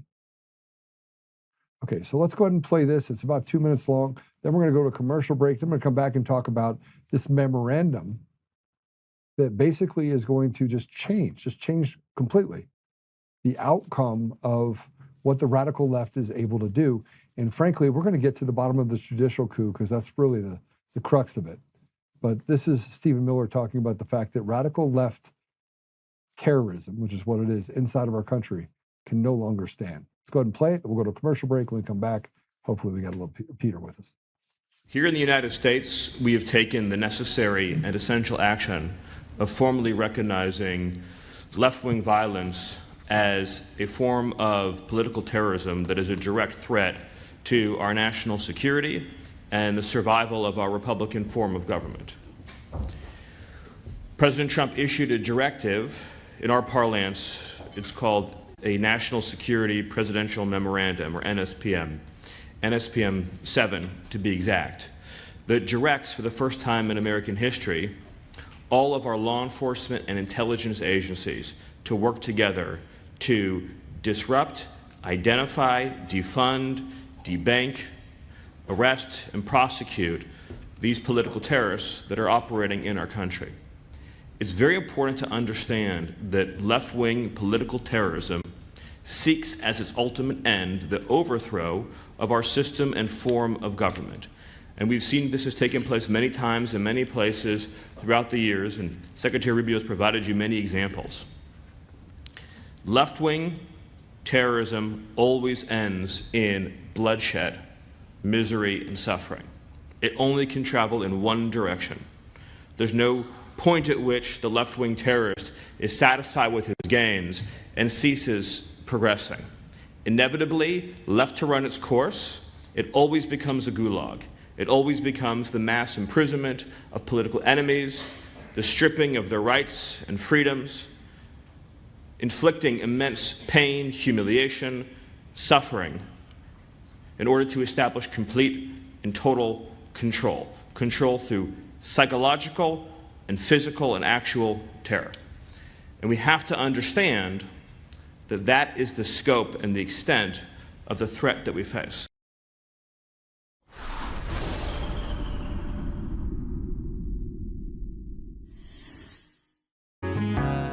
Oh, hi. I almost didn't see you there. Welcome to DCF Buns, where you can find the freshest buns in town, if I do say so myself. Our master bakers teach class every week. So whether you're new to baking or trying to improve your culinary skills, we got you covered. And we can help you bake the cake of your dreams. We'll even clean your cake if you want. And if you don't want to bake anything yourself, we have loads of fresh buns available in a variety of shapes and sizes. Check us out at dcfbuns.com to learn more. DCF Buns. We keep the buns hot and the deals hotter. Buns. In every thread, in every stitch, Honor-Bound USA weaves the fabric of the American spirit. It's not just apparel, it's a testament to God, family, and country. At Honor-Bound USA, we're a family of patriots who put our faith, family, and America first. When you visit our website, you'll find a line of products that embody our commitment to pray, stand, speak, and act. As the official site for the Untamed podcast, all of our products proclaim speaking the truth with courage. We also have the powerful documentary from Professor David Clements, Let My People Go. Identify yourself as one of the few who are willing to stand for what they believe in. Join the Honor-Bound USA family today. Wear it as a badge of honor, commitment to the values that shape us, and a pledge to the bright future we will build together. Because when you're honor-bound, you're not just wearing a brand, you're embodying a lifestyle.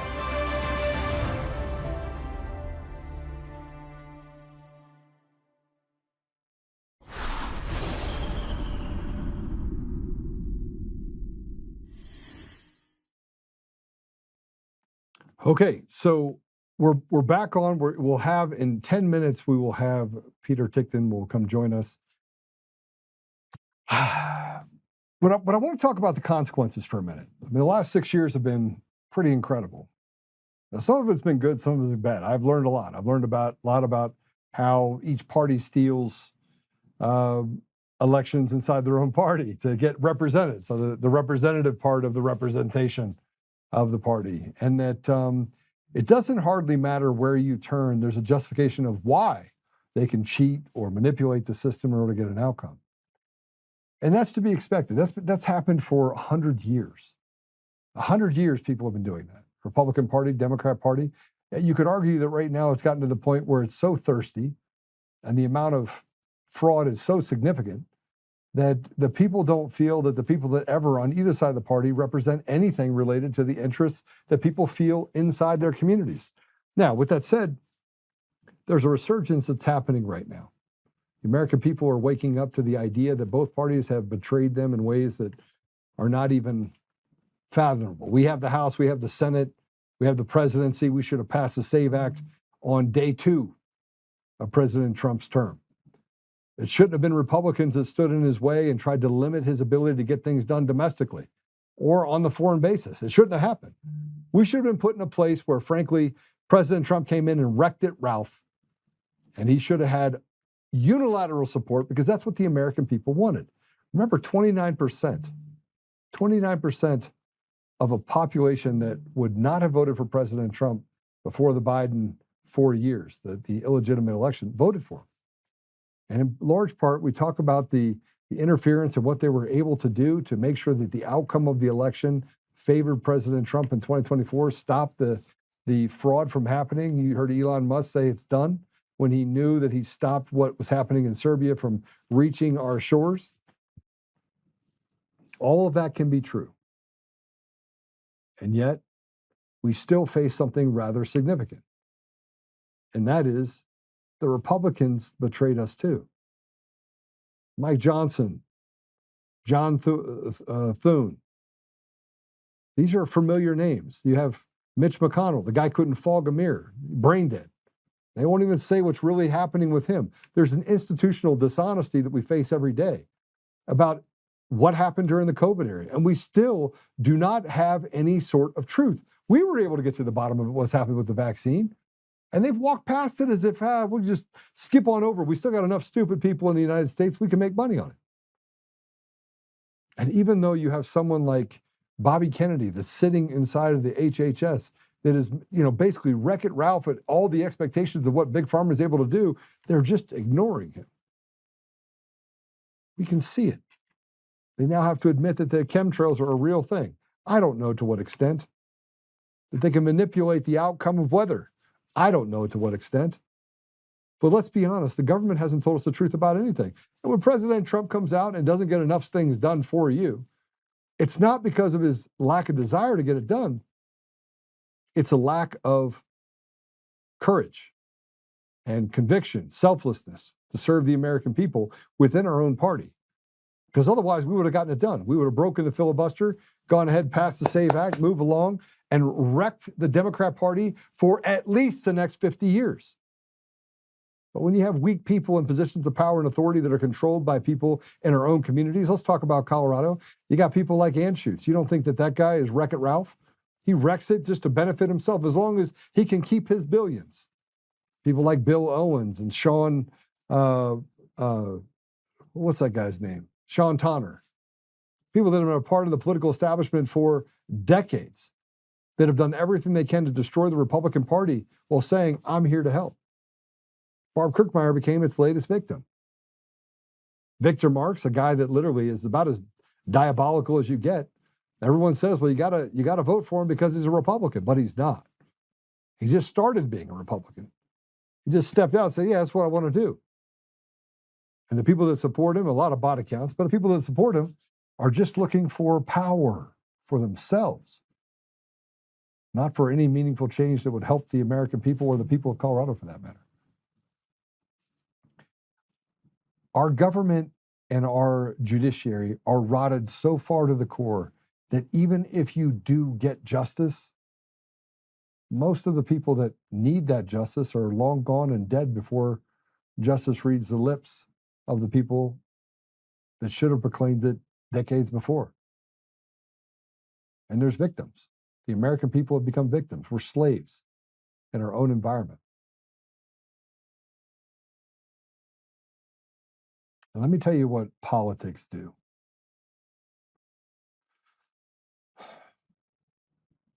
Politics allow for someone like Mamdani to be put in a position of power and authority inside of our country through fraudulent and fake elections. Someone like Spanberger, a CIA agent, to become the governor of Virginia. Or someone like Gavin Newsom to have the ability in his environment to steal elections with impunity, use Smartmatic to steal mayoral races, burn down entire communities that they planned for weeks beforehand. They were having conversations about the impending fires that were coming, picking winners and losers. Now let's talk about what happened in New York City as a result of Mamdani. There's a 174-year-old church that was intentionally burned down by arsonists. And they could have saved it. They could have saved it. But instead, they have a guy, the agencies says, no, we're going to demolish the church. And and the decision was made by a man that was appointed by Mamdani. His name is Ahmed. Figures, right? It figures that we would have radical Islamists blow up 2 buildings in New York City, and then a radical Islamist TikTok video maker named Mamdani be made the mayor. Make it make sense. 174 years old. It basically is the light of our heritage as a nation. And this foreigner decided we're not going to rebuild it. Go ahead and play it. The FDNY announcing this blaze that consumed the South Bushwick Reformed Church is being investigated as arson. We have no known enemies. Church pastor James E. Stewart says up until the fire, the congregation met weekly. A community staple, the church also acted as an event space and a food pantry. He adds he has no clue who would do something like this. Now we understand that it is intentional, and so that, of course, brings another layer of grief. The National Registered Landmark was built in 1863 and has stood tall on Bushwick Avenue ever since, acting as a beacon in the community. Archival photos show a church that watched the neighborhood grow around it, but that beacon became a target in late June, and the South Bushwick community is left heartbroken. I think it's messed up because it's been here forever. My aunt got married in this church. That's incredibly upsetting. I mean, if it was arson, that would be really just shocking and upsetting because, like Lee said, it's a historical landmark and it means a lot to people. While the goal is to rebuild in the future, I want nothing more for it to be restored. It's seen so many generations. A pastor and congregation forced to lead generations of worship in the past, asking why their haven was done harm. Whoever it is that's responsible for it ultimately has to answer to God. The pastor tells me the church will need to be torn down completely, a process that's expected to be finished by August of this year. They would love to rebuild in its entirety, but that process could take a long time, and it's not guaranteed. In Bushwick, Alan Devlin, CBS News, New York. Torn down. Torn down. And if that's not enough, the video that you just heard from Miller, from Stephen Miller, talks about institutional radical leftist ideologies that is terrorism. They don't have an end. Their end is ultimate destruction of people because they're just miserable, evil people. That's what the left represents. So here's a video made by the Northern Colorado Democrat Socialists of America. This is a real video in Colorado. Play it. Hello, comrades. Thanks to everybody who came out to our drag show, Rebel Yell 2, this past Saturday. It was an amazing night of art, community building, and rebellion. If you'd like to continue the party and keep helping the fight for trans rights, consider joining DSA and participating in our trans rights working group.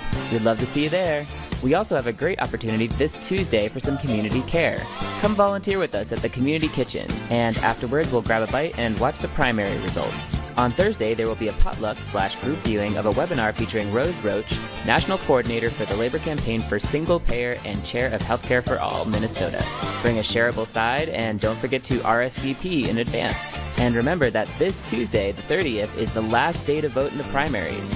The best way to change the system is by getting involved in it, and voting is one of the best first steps to do that. If you need a second opinion, feel free to take a gander at our voting guide on our website. Solidarity, comrades, and thanks for getting active. Solidarity, comrades. And if that's not enough, this is real. These people are, this isn't role playing. They want to destroy everything for the benefit of people that are pretending to be something that they're not. Here's what is happening on the streets of Queens under Mondani and, of course, obviously, AOC. Play it.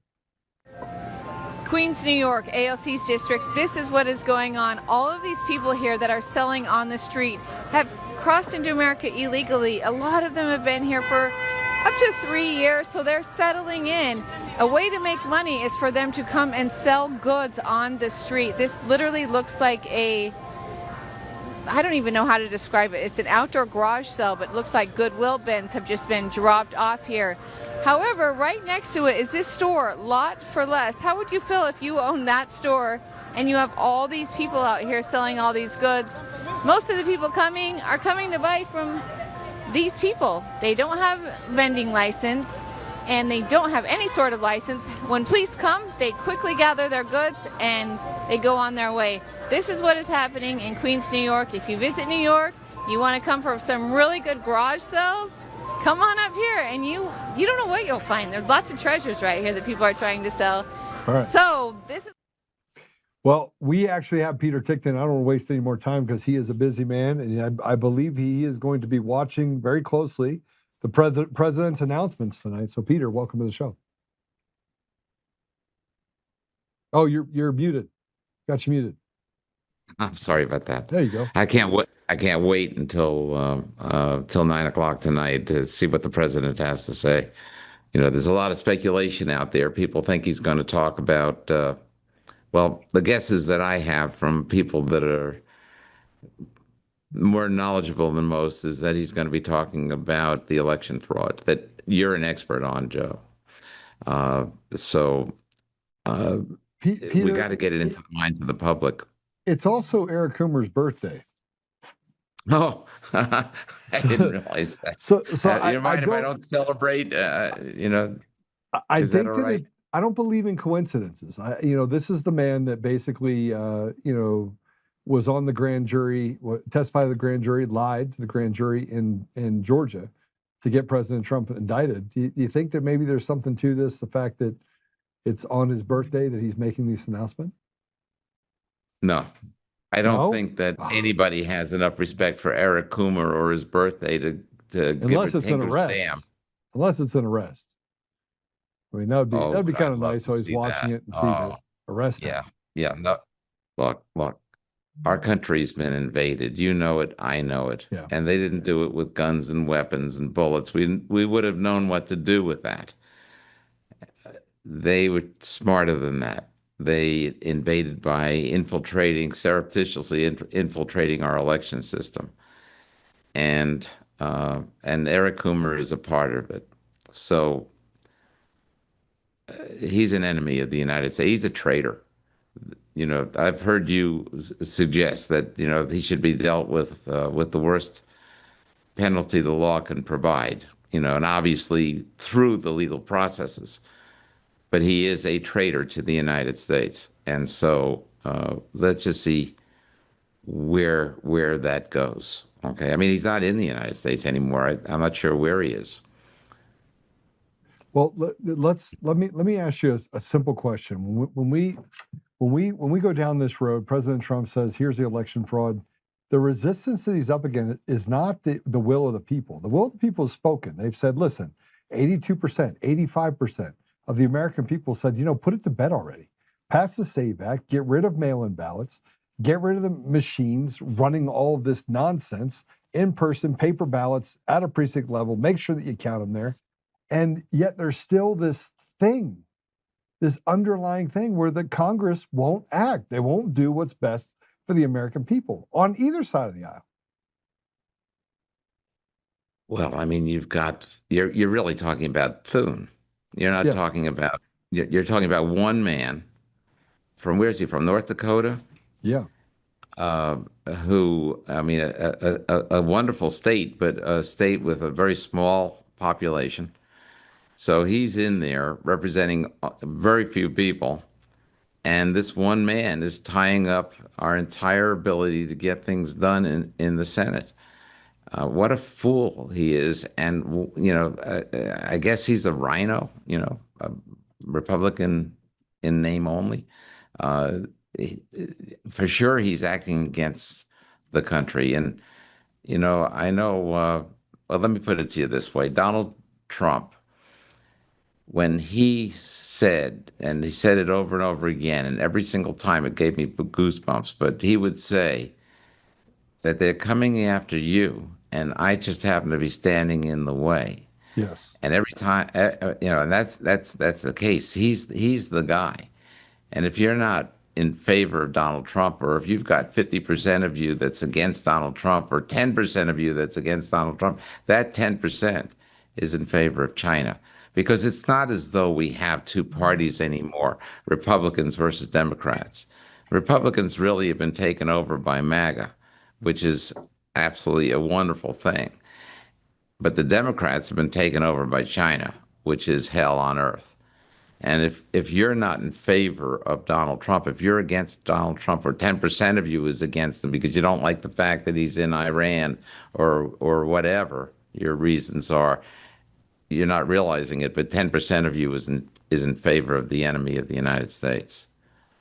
Well, how do we reconcile, and this is just me kind of trying to figure it out in my head, how do we reconcile the pressure that is necessary in order to get Congress to act accordingly? I mean, you have Kurt Olson, who runs this election group that's advising President Trump, and he's working towards an end with the DOJ in order to get to a conclusion. But Peter, we know about these election systems. We know how fraudulent they are. We know who's involved in it. Why are indictments so slow? And why are we in this place where we have to question what we can see with our own eyes, given the massive amount of evidence? Well, my understanding is that things are going to be breaking. I think that Todd Blanche is a bit different than he used to be, in that he is pursuing these things, or that's what I've been heard. Obviously, the proof is going to be in the pudding. We need to see it in order to believe it, and I do too. So you can't take my word for it because I don't know.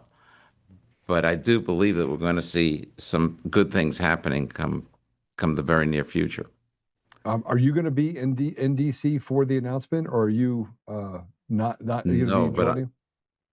I think I'll be seeing him on Saturday. Awesome. So great. I'm hoping. Peter, I know you have a heart out in 2 minutes. Had a great conversation with Patrick, and Stephanie joined us as well. I cannot thank you enough for all the work that you've done and continue to do. And we're pressing hard. I do want to tell everyone that there is a way that you can help support the work that Peter is doing. There's a direct way that you can actually give to the campaigns that Patrick and this is a big fight. But Peter, how can people give to the campaigns? Well, it's Condemned USA. That's run by Trennis Evans. And I don't, you know what, I really have to get more familiar with exactly how to sign on. But if you go to my website, I'll make sure we put something on there for Condemned USA as a way to contribute to what truly is the war. Okay, so I want everybody to know, if you had to ask me, Joe, what do you want for your birthday? What do you want for your birthday? What do you want for what do we want for Eric's birthday? I'm going to tell you what I want for Eric's birthday. I want everybody for Eric Coomer's birthday to donate to Condemned USA. Trennis Evans runs that. It's an organization that's done some pretty great things. This is an organization where you can actually give. You can go there, hit the donate button at the very top. You can do it on a continual basis. If you're asking me what I would want you to do, I want you to donate to Condemned USA to help fund the efforts that Peter and Stephanie and Patrick, what's been going on in order to get to us to a place where we have free and fair elections, and we can put people who are responsible for stealing our elections where they belong, behind bars. Yes, please, God, let's do that. Let's get these people and let's get them behind bars, because you know what? We're the last place left on earth. And if we start losing what we now have, there's nothing else that's going to save us. I mean, there's all kinds of scenarios. These machines could actually take the Senate with a vast majority. They could give them the 67% that they need in order to be able to remove whoever the House impeaches. So, this is a tragic situation. So anyway, we gotta look at that, because if that did happen, then come January 5th, after the midterms, then you would see that the House would impeach and the Senate would remove. And who would they do it to? Well, the first thing that would happen on January 5th is Hakeem Jeffries would be made the Speaker of the House. Yeah. Yeah, it's definitely going to be Hakeem Jeffries. And then if they remove not just President Trump, you're right about that, but it's much more. They would remove President Trump and J.D. Vance at the same time. And that's the scary part, because that would make Hakeem Jeffries president of the United States. That's how bad this is. That's how scary it is. And that's why, more than anything, more than money, more than anything else, you're going to need to get out and vote come the midterms. Yes, the machines can do what they can do, but we can deal with that. But we can't deal with it if we are actually going to lose the election anyway.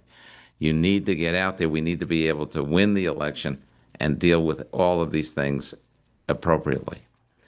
So, that's the nightmare scenario, but it can be prevented and dealt with, but only if you vote.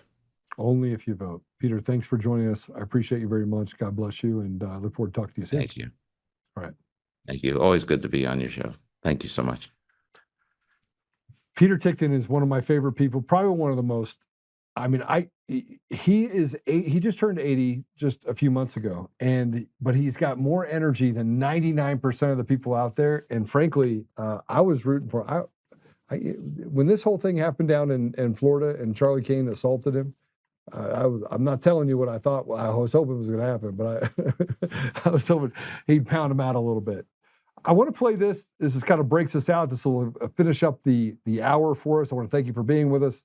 Apple Podcasts, Google Podcasts, Spotify, Pandora, iHeartRadio, tune in and more. See us on Roku. So from on your TV, hello. Hi, Mom. Carolyn Levitt She just came back from maternity leave and had this to say about Trump's speech tonight. Let's go and play it. Has had dozens of recounts, lawsuits, audits. 2024 election widely believed to be safe and secure. There's not really any question about that. A lot of people look at because this. it was too big to rig. Well, I think a lot of people look at this There's a and massive amount of votes for this president. That's why he's in the Oval Office right now. No one disputes that. And there were a significant amount of votes for Joe Biden, who won in 2020. I mean, the question is, why is the president unable to let this go?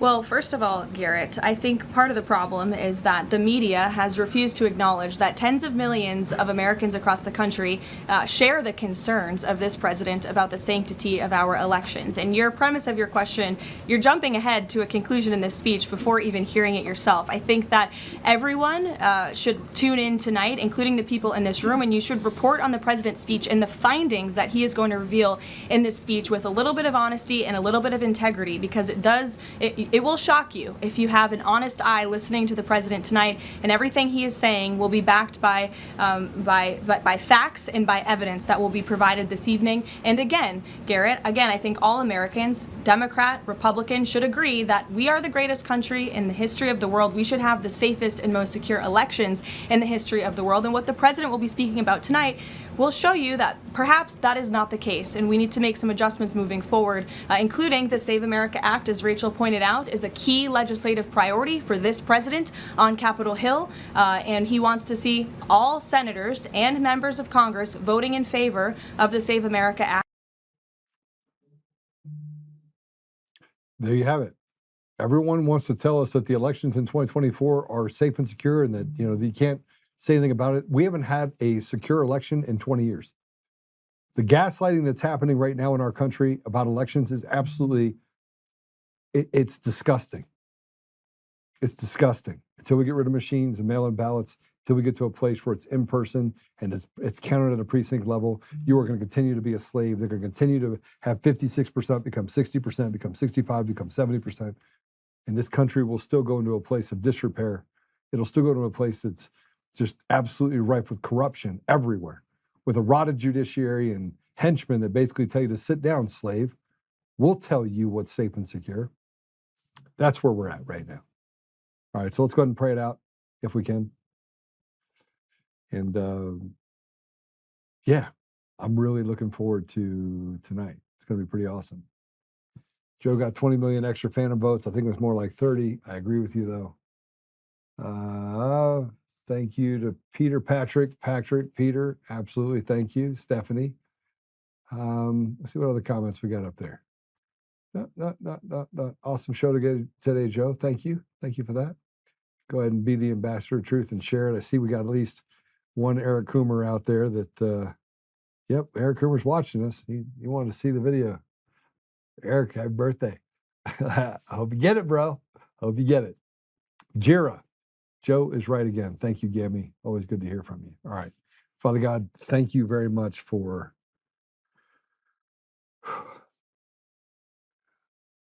thank you. Thank you for the blessings in our lives. Thank you for the trials in our lives. Thank you for the people that you've put in our lives. Thank you for the truth. And thank you for the fact that truth only has one direction, and it only has, it's either true or it's not true.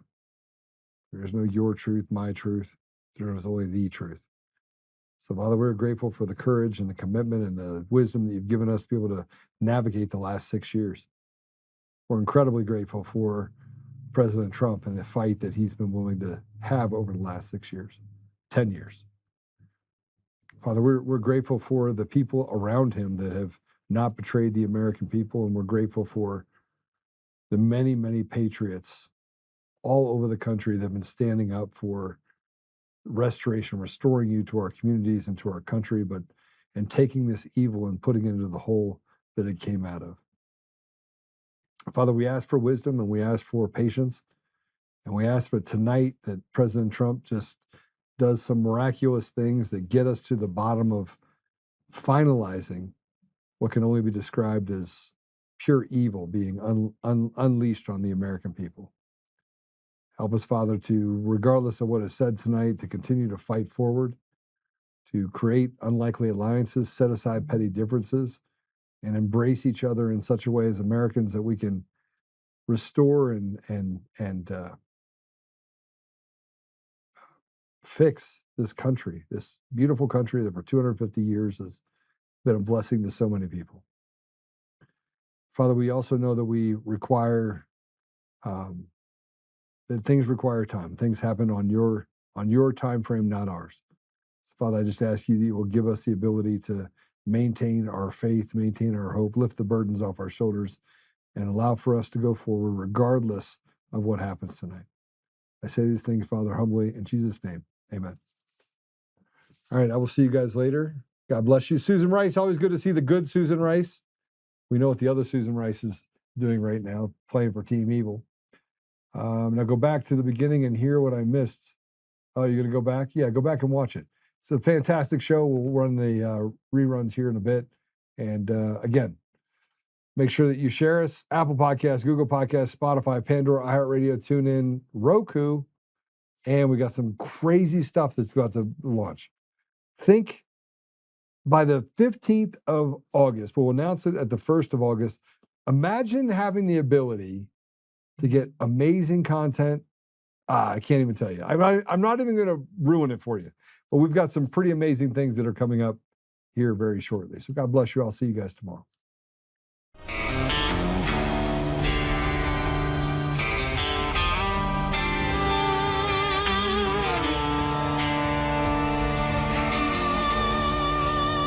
Rise up untamed in the heart of the fire where the wild ones roam. Joe Oltmann's calling, bringing truth back home. From conservative daily to this untamed fire, we shatter the silence, lifting spirits higher. No chains can hold us, no lies can prevail. Authentic and fearless on this rugged trail. Patriots gather under stars and stripes. Untamed nation, igniting the night. Untamed nation, let the truth roll out in this land of the free. Standing proud from sea to shining sea, we won't back down. Catch the fire, wear the crown. Untamed nation, it's our battle song, motivating hearts where the brave belong. Yeah, untamed and wild, forever strong. Play it again all night long.